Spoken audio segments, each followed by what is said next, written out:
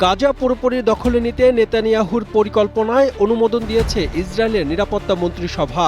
শুক্রবার ইসরায়েলের প্রধানমন্ত্রীর কার্যালয় থেকে দেয়া এক বিবৃতিতে এ তথ্য নিশ্চিত করা হয়।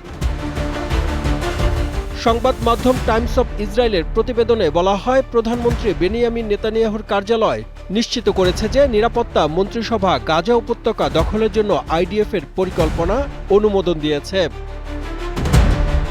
প্রধানমন্ত্রীর কার্যালয় থেকে এক বিবৃতিতে বলা হয়েছে, নেতানিয়াহুর হামাসকে পরাজিত করার প্রস্তাব নিরাপত্তা মন্ত্রিসভায় অনুমোদন পেয়েছে।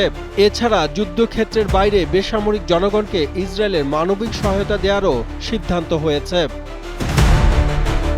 নেতানিয়াহুর কার্যালয়ের বিবৃতিতে আরও বলা হয়, হামাসের সাথে যুদ্ধ বন্ধ করার বিনিময়ে ইসরায়েল যে ৫টি নীতি দাবি করবে তার একটি তালিকাও মন্ত্রিসভার বেশিরভাগ সদস্য সমর্থন করেছে।